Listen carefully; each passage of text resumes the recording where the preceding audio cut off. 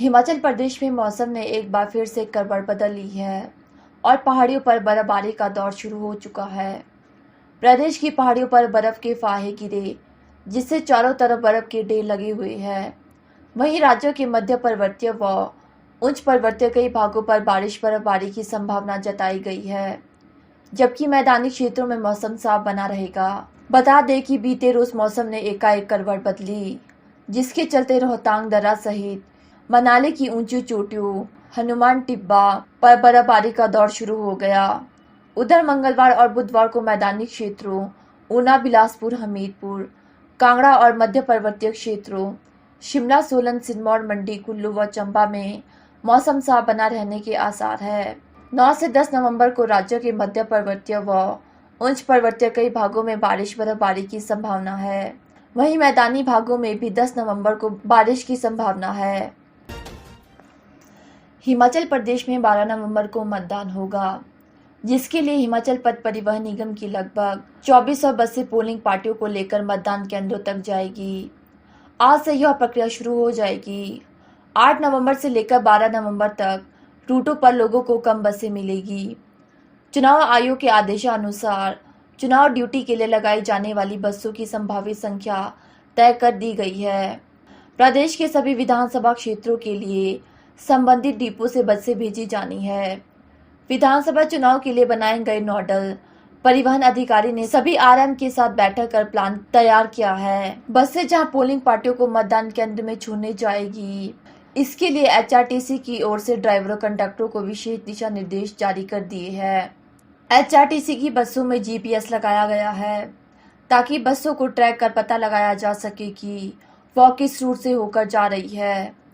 GPS लगाने का मकसद चुनाव में पारदर्शिता बरतना है। बसों को उन्हीं रूटों से गुजरना होगा जो चुनाव आयोग ने तय कर रखे हैं।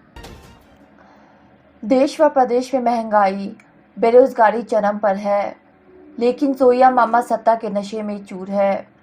प्रदेश की लूट और झूठ के अंधकार में धकेल दिया है। अब वोट की चोट का समय आ गया है।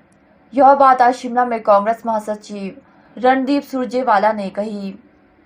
सुरजेवाला ने शिमला में प्रेस कॉन्फ्रेंस के दौरान कहा कि आज महंगाई से लोगों का जीना दुश्वार हो गया है।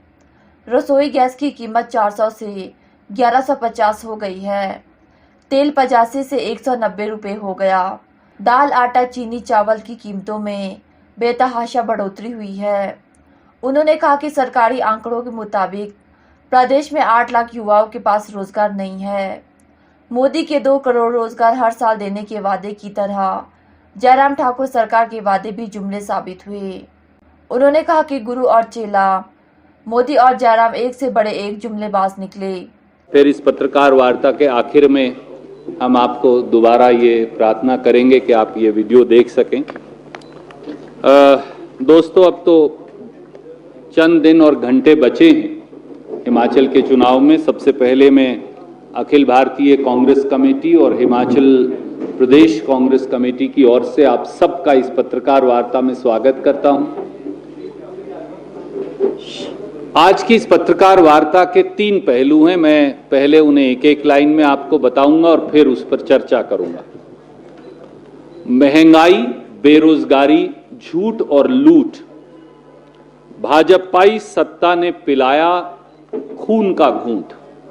दूसरा पहलू है, और हिमाचल के जो मेरे साथी हैं वो इसे बेहतर समझते हैं, कि जोइया मामा और नरिया नाना हैं सत्ता के घमंड में मगरूर। किया उन्होंने हिमाचल को मजबूर। और तीसरा पहलू वो है जिसको हारे हुए भाजपा के नेता दोहराते हैं, इसलिए देवभूमि की धरा है और परिवर्तन की परंपरा है।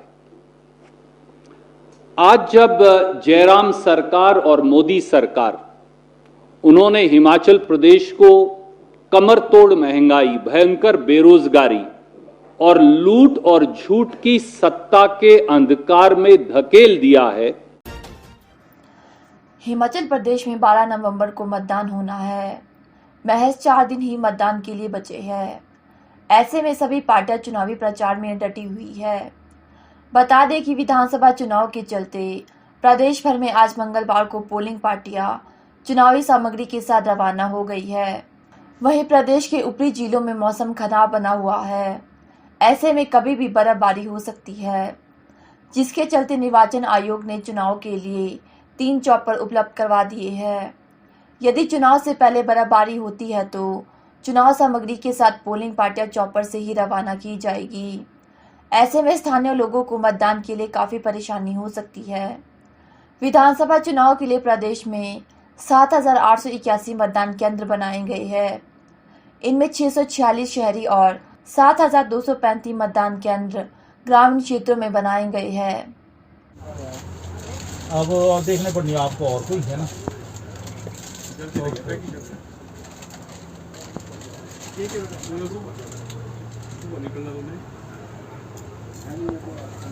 डिप्टियारों में तो पल डाल दिया था कि सभी कर्मचारियों को बोलते इन्फॉर्म कर दिया एम्प्लॉइज को जिनकी ड्यूटी लगी है। पता क्या जीपीआरओ ने किसको बताया? जिसने हमारी रिहर्सल थी एसी डीसी मैडम जो है, हमने पूछा कि जाने का क्या है इंतजाम, क्या मैनेजमेंट है। बोलते आप अपने आप जाओ अपने लेवल पे, वहाँ ठहरने का हो जाएगा। मतलब हम कुछ ने तो ये बोला वहाँ ठहरने का भी होगा कि वहाँ भी धक्के खाएंगे एम्प्लॉइज। सही बात है। अभी 9 को नहीं आपकी लास्ट मिशन में। हाँ, वो कहाँ होंगी? वो हमारे मेरी तो रोडों में है ना। ये बॉयज और ऐसा कोई एम्प्लॉई है आप लोगों के बीच जिन्होंने ना फर्स्ट ट्रेनिंग अटेंड करी ना सेकेंड, उनके लिए किसी तरह की बात करें?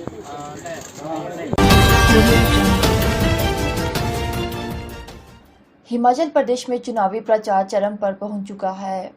प्रदेश की ठंडी फिजाओं में सियासत पूरी तरह गरमाई हुई है, क्योंकि टक्कर भाजपा एवं कांग्रेस के बीच है।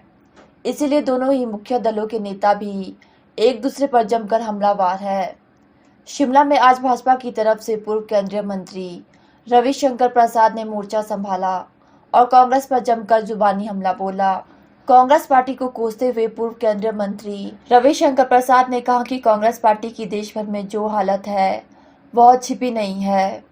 राहुल गांधी हिमाचल में प्रचार के लिए नहीं आ रहे, उनको हार का डर है या फिर हिमाचल को वह तवज्जो नहीं देते हैं।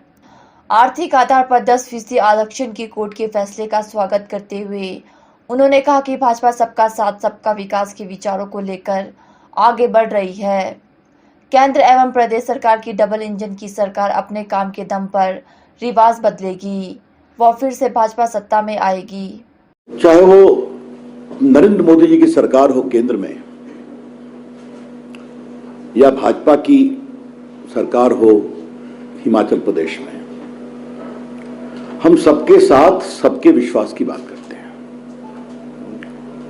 और आपने देखा होगा कि गरीबों, पिछड़ों, अति पिछड़ों, शेड्यूल कास्ट, शेड्यूल ट्राइब की जितनी चिंता नरेंद्र मोदी जी की सरकार ने की और यहां पर भाजपा सरकार ने की, ये सबों से हम सभी परिचित हैं।